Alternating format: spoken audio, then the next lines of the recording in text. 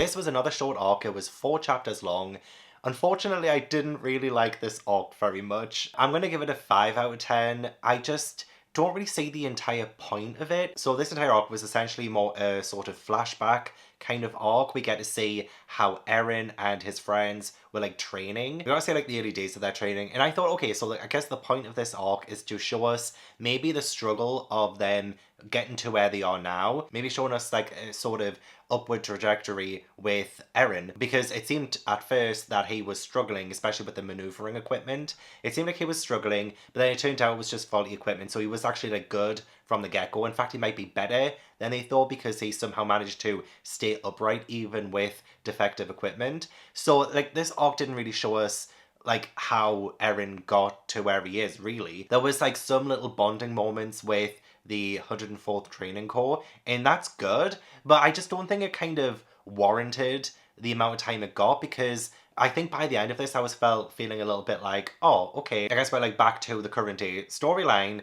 and I haven't really learned a whole lot more, or at least like I haven't really felt like I've connected more with the characters if we had have just skipped the arc entirely. There were still some like very intriguing and interesting things about it, especially power and that going to people's heads. So the guy who kept shouting, "What's your name, maggot?" You know, like that commander person. It was very interesting to see like how they were being treated. This is a dystopian world. Like this is, you know, life and death. And even then we still have people in power who, I don't know, treat people like shit for no reason, it seems like. There was also talk of a king, and I'm like, why do we have a king? Like, why is a king necessary in this like society? What is a king actually doing and the role of that? So I found that interesting. I hope we find out more about the king, especially since I think it was Annie who brought up the good point that why are the best fighters, why are the best people put further away from the wall, further away from the action in order to be nearer to the king? Like, yeah, that is very interesting. That's a good point. I never thought of that before. So I think the main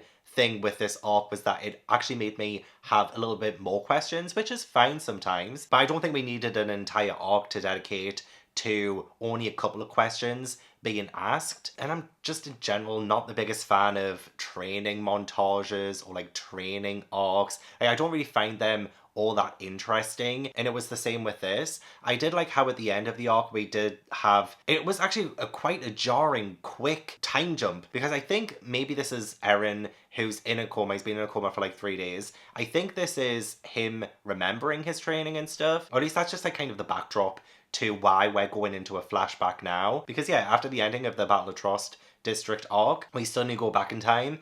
It does make sense that it would be more like Eren being in a coma and remembering stuff, although I don't know if that's confirmed or not. But it would explain the jarring shift, because at the end of the flashback arc, like this was actually brilliantly done, I loved it, but we were talking to a guy called Marco. He seemed like such a cool guy, like he had strategies, he seemed quite intelligent, and he had a place in like the training corps and a place in this world. And then we turn the page and then he's dead. It's like back to like present day, and he's dead. He's lying down dead. And I love that jarring change. It really caught me off guard. And that's when I was like, okay, this is where the arc is like starting to pick up. But like this was like the last chapter of the arc essentially. And I was way more interested in what was happening in the present day. For instance, it's been a couple of days since the hole was plugged, and there's some kind of disease that they're trying to control now, which is just like one problem after another. So that was interesting. I didn't think we would get the answer to this, but Titans, I was like, in the previous arc, I was saying like, oh, can Titans shit them out? But no, actually, they barf them up. They barf up the bodies that they've like digested, or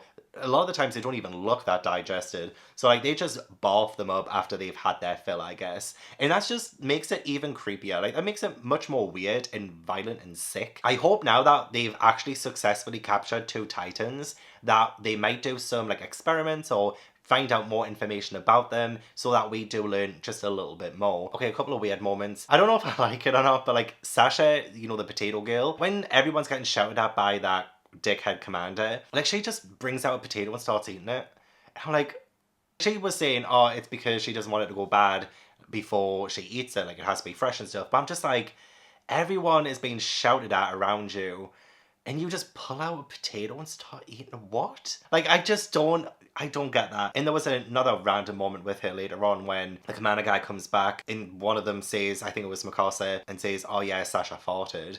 And he's like, it's always you. And then goes like, yeah, maybe that was a little bit of a comedic moment. But I'm just finding like sometimes characters acting so weird, just like So weird. I don't think I took a whole lot from this arc really, but the ending of it was good. I think we're gonna get answers to like what's actually like in the basement of Erin's family destroyed home now that Captain Levi has come back. I'm like, yes, let's get back on track. Let's get back to the present day storyline. Let's keep in this direction. Let's just keep the story going forward rather than kind of stopping the story to go back. And maybe because I'm not like fully invested in characters just yet, I need a little bit more time. Maybe that's why I wasn't the biggest fan of this arc. I don't really care for the training stuff. But maybe once I become a massive Attack on Titan fan and I have some favorite characters, maybe it will hit different on a reread. I'm trying to be as uplifting and positive as possible, but this was like a big miss for me. Just didn't gel with this arc at all. So hopefully the only way is up from here.